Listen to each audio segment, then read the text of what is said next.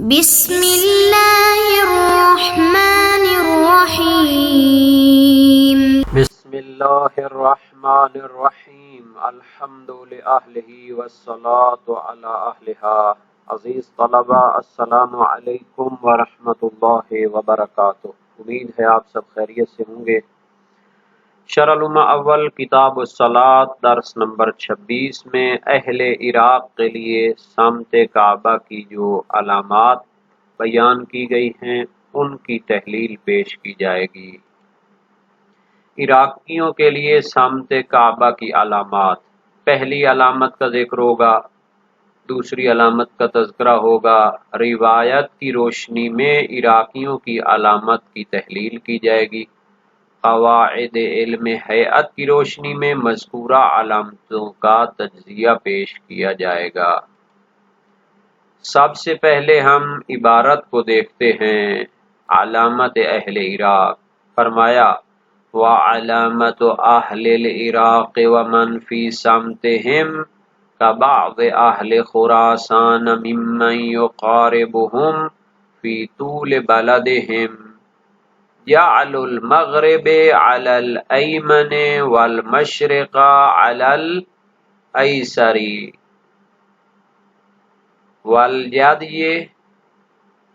حَالَ غَايَةِ ارتفاعِهِ أو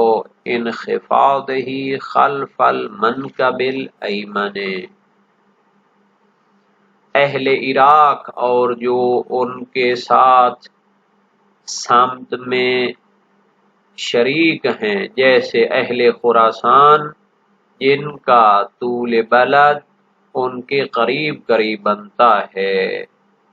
تو ان سب کے لیے خصوصاً جو اہل عراق کا عنوان آیا ہوا ہے، ان کے سمت کعبہ کی علامت جعل المغرب علی الایمن، کہ وہ مغرب والی سمت کو اپنے دائیں طرف قرار دیں، والمشرق علی الایسر، اور مشرق والی سمت کو اپنے بائیں طرف قرار دیں اور سیدھے جنوب کی طرف یہ رخ کریں۔ یہ پہلی علامت ہے قبلے کی اہل عراق کے لیے، کہ مغرب کو دائیں، مشرق کو بائیں، اور سیدھے جناب جنوب کی طرف جب وہ رخ کریں گے تو پھر وہ کعبہ کی سمت میں کھڑے ہوں گے۔ یہ پہلی علامت ہو گئی۔ والجدی یعنی جعل الجدی حال غایت ارتفاعہ او انخفاضہ خلف المنکب الایمن، ایک ستارہ جسے جادی کہتے ہیں، اس کے بلندی کی حالت میں جب وہ فل بلندی پہ ہو، یا پھر فل کیا ہو انخفاض کی حالت میں ہو، پستی والی جو اس کی حالت ہے، ان دونوں صورتوں میں چونکہ وہ دائرہ نصف نہار پہ ہوتا ہے، سیدھا قطب کے مقابل میں ہوتا ہے، تو اس کو وہ دائیں کندھے کے پیچھے قرار دیں، تو بھی جناب علی اگر وہ اہل عراق اس جادی ستارے کو اپنے دائیں کندھے کے پیچھے قرار دیتے ہیں تو بھی وہ جنوب کی سمت میں ہوں گے، منہ کر کے کھڑے ہوں گے، اور قبلہ ان کے سامنے ہوگا۔ تو یہ دو علامتیں ہیں، ایک تو مشرق مغرب کو دائیں بائیں قرار دینے سے سیدھا جب جنوب کی طرف وہ دیکھتے ہیں تو پھر ان کا کعبہ اور قبلہ جو ہے وہ سمت مشخص ہو جاتی ہے۔ اور دوسرا، رات کے وقت جادی جو ستارہ ہے،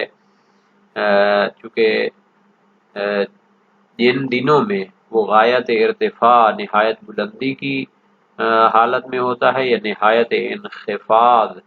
یعنی پستی کی حالت میں جب وہ ہوتا ہے، تو اس وقت وہ بالکل دائرہ نصف نہار پہ ہوتا ہے اور بالکل قطب کے مقابلے میں ہوتا ہے۔ اس کو اگر دائیں کندھے کے پیچھے قرار دیں رات کے وقت، تو ان کے سامنے پھر کیا ہوگا؟ کعبہ شریف ہوگا۔ تو ان دو علامتوں کے ذریعے اہل عراق اپنی سمت قبلہ کو مشخص کر سکتے ہیں۔ اہل عراق کی علامت کے متعلق علامہ شہید ثانی کی جو تحقیق ہے، اس کو پیش کیا جاتا ہے۔ فرماتے ہیں وَهَذِهِ الْعَلَامَةُ وَرَدَ بِهَا النَّصُّ خَاصَّةً عَلَامَةً لِلْكُوفَةِ وَمَا يُنَاسِبُهَا۔ یہ جو علامت ہے جیادی ستارے کو دائیں کندھے کے پیچھے قرار دیں حالت غایت ارتفاع یا حالت غایت انخفاض میں، تو اس علامت کو روایت نے خاص طور پر بیان کیا ہے اہل کوفہ اور جو علاقے طول بلد میں اس کے موافق ہیں ان کے لیے بیان کیا ہے علامت کے طور پر، یعنی روایت باقاعدہ اس کے بارے میں موجود ہے، لیکن کوفی جو راوی تھے سوال کرنے والے تو یہ کوفہ اور اس کے قریب قریب جو طول بلد میں ان کے قریب ہیں ان کے لیے ہوگی یہ علامت۔ وَهِيَ مُوَافِقَةٌ لِلْقَوَاعِدِ الْمُسْتَنبَطَةِ مِنَ الْهَيْئَةِ وَغَيْرِهَا، اور یہ جو علامت ہے یہ مطابقت رکھتی ہے ان قواعد کے ساتھ بھی جو مثلا 8ویں 9ویں صدی میں علم ہیئات کے ذریعے استنباط کیے گئے تھے اور دوسرے علوم سے بھی ان میں مدد لی گئی تھی، اور تو ان میں بھی یہی نتیجہ نکلتا تھا کہ اہل عراق کیا کریں جیادی ستارے کو اپنے دائیں کندھے کے پیچھے قرار دیں۔ فالعمل بها متعین فی اوساط العراق، تو اس پر عمل کرنا متعین ہے، واجب ہے عراق کے جو وسط کے علاقے ہیں کوفہ وغیرہ، مضافا الی الکوفۃ کبغداد، جیسے بغداد بھی کوفہ کے ساتھ شامل ہوگا، مشہدین یعنی کربلا اور نجف بھی اسی میں شامل ہوں گے، والحلۃ کہیں گے، اس کو حلہ نہیں کرنا میرے خیال میں لفظ حلہ ہی ہوتا ہے، تو یہ بالکل ہی لام اس کی کٹ گئی ہے تو اس کو حلہ پڑھنا پڑے گا،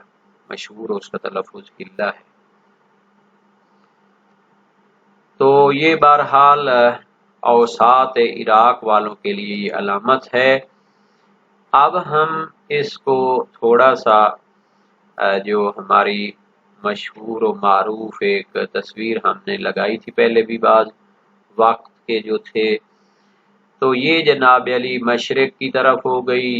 یہ مغرب کی طرف ہو گئی، یہ مشرق کی طرف ہو گئی۔ اب جناب علی یہ جو شخص ہے جو مثلا موجود ہے کہاں پہ، مثلا کہاں پہ اس کو کہیں گے، کوفہ میں یا عراق کے وسط والے علاقوں میں، تو اور جن کا جو ہے طول بلد وہ اس کے برابر بنتا ہے، تو وہ کیا کرے گا، یہ جو ستارہ ہوگا مثلا یہاں پہ ہوگا تو اس کو وہ کیا کرے گا، اپنے دائیں کندھے کے پیچھے قرار دے گا، اور پہلی جو علامت تھی مغرب کو دائیں طرف قرار دے گا، مشرق کو بائیں طرف، تو سیدھا جنوب کی طرف دیکھے گا، تو پھر کعبہ شریف جو ہے وہ اس کے بالکل سامنے ہوگا۔ تو گویا یہ جو عراقی ہیں شمال ان کے پیچھے ہوتا ہے، مغرب کو یہ دائیں قرار دیتے ہیں اور مشرق کو یہ بائیں طرف قرار دیتے ہیں، اور جیادی ستارہ جو آسمان کے اوپر چمکتا ہے غایت ارتفاع میں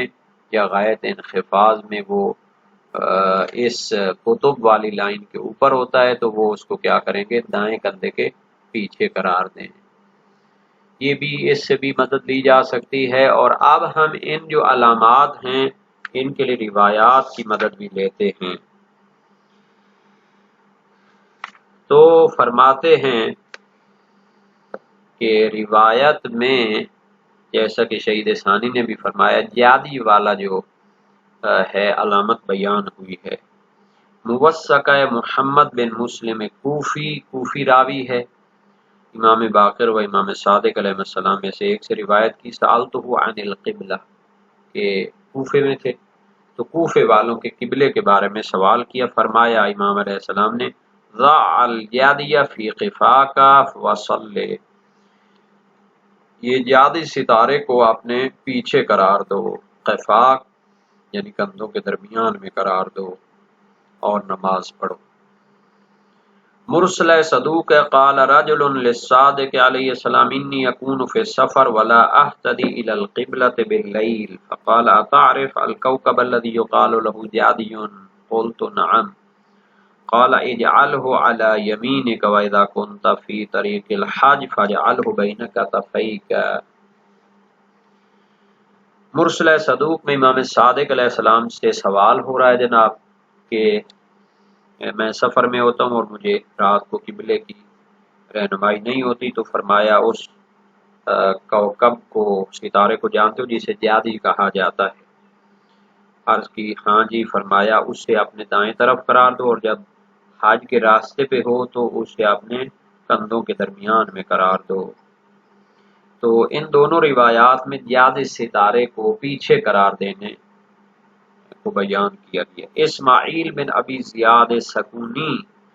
امام صادق علیہ السلام سے اور آپ نے اپنے ابا کے ذریعے روایت کی، نبی اکرم نے فرمایا قال رسول اللہ صلی اللہ علیہ وسلم وَبِالنَّجْمِ هُمْ يَهْتَدُونَ، قرآن کی جو آیت ہے وہ ستارے کے ذریعے ہدایت اور رہنمائی حاصل کرتے ہیں۔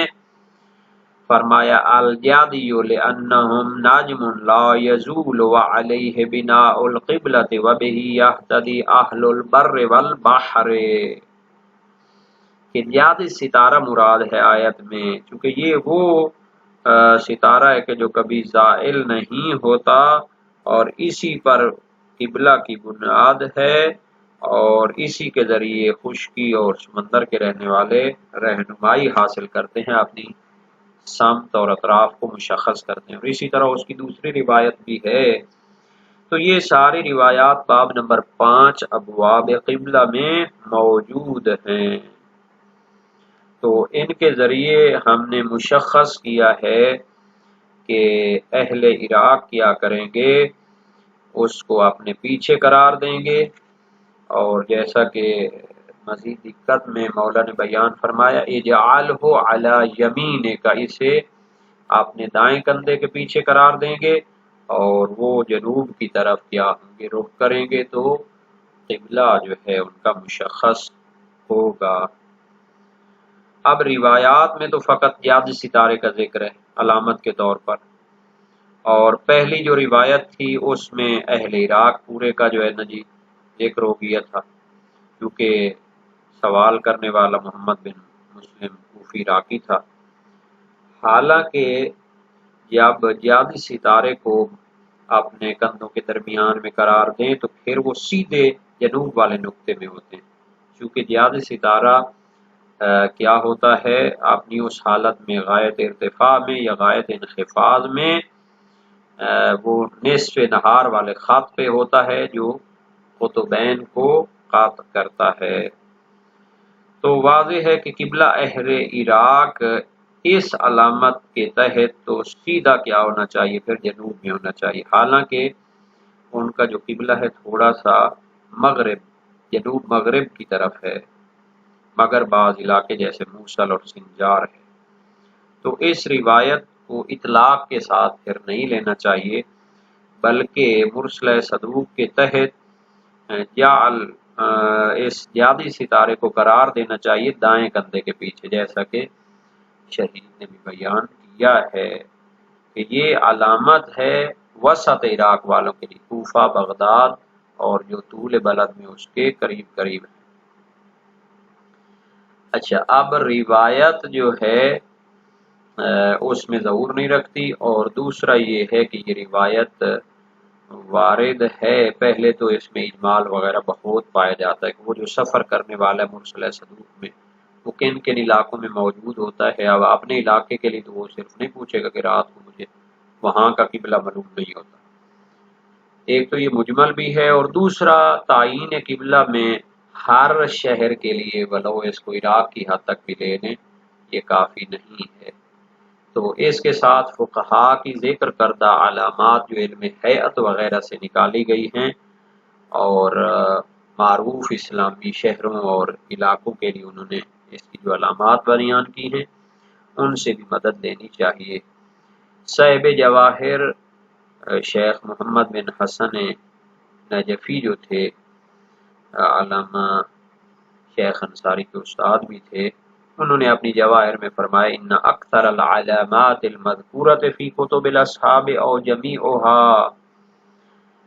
مستخرجۃ من علم الہیئۃ، ان کو فقط روایات کی بنیاد پہ سیٹ نہیں کیا گیا، بلکہ یہ اکثر علامات بلکہ سب علم ہیئت کی مہارت رکھتے ہوئے ہمارے علماء نے ان کو بیان کیا ہے، تو ان کی جناب علی پیروی ہو سکتی ہے، یا اس سے بھی بہتر یہ کہیں کہ آج کے دور میں جو کتب نما آ گئے ہیں، آن لائن جو ہے کعبہ کی عین کعبہ کی تشخیص ہو جاتی ہے، تو اس طریقے کو بھی فالو کیا جا سکتا ہے۔ اب اس میں جناب علی ایک چھوٹی سی ادبی وضاحت ہے کہ اس کو بعض لوگ زیادگی پڑھتے ہیں، بعض لوگ جدائی، ٹھیک ہے۔ زیادی جو ہے اس کے لیے وہ کہتے ہیں کہ وہ برج کا نام ہے، جو برج مختلف یہاں پہ موجود ہیں، ان میں دیکھیں تو ایک زیادی جو ہے برج بھی موجود ہے، دال وحود، حمل، ثور، جوزا، سرطان، سنبلہ، ایک درمیان میں اسد بھی تھا، میزان، اقرب، قوس، زیادی۔ اور وہ جو ستارہ اوپر چمکتا ہے آسمانوں میں، جس کو اس نے دائیں کندھے کے پیچھے قرار دینا ہے، تو وہ جناب علی اس کا نام اس سے علیحدہ بیان کرنے کے لیے اس کو جدائی قرار دیا جاتا ہے، تصغیر کر کے۔ اہل حیات اس طرح اس کو پڑھتے ہیں۔ ابن ادریس ہلی نے اس کی تصغیر کا انکار کیا ہے اور کہتے ہیں کہ انہوں نے امام لغت سے بغداد میں اس کے بارے میں سوال کیا تو انہوں نے کہا اس کی تصغیر نہیں کرنی چاہیے، تو ہم نے بھی اس کو زیادہ ہی پڑھا ہے زیادہ تر۔ لیکن یہ نقشہ دوبارہ دکھانے کا فائدہ کیا ہے کہ یہ جو زیادہ اس برج کا نام ہے، یہ جو سورج کی مثلا مختلف حرکت محسوس ہوتی ہے، کبھی وہ کہیں ہوتا کبھی وہ کہیں، تو وہ مراد نہیں ہے، بلکہ ستارہ جو آسمان پہ چمکتا ہے، یا وہ مغرب کو دائیں مشرق کو بائیں، اور اس کو مثلا آپ نے دائیں کندھے کے پیچھے قرار دے گا تو وہ اس علاقے میں ہوگا۔ مزید اس کی وضاحت چونکہ شہید ثانی نے اس کی خاصی نقد و نظر پیش کی ہے، تو انشاءاللہ بعد میں اس پر گفتگو ہونے والی ہے۔ ابھی فقط روایات کی روشنی میں اور شہید کی جو عبارت تھی علامت کے طور پر، اس کے لیے مختصر سی وضاحت دی گئی ہے۔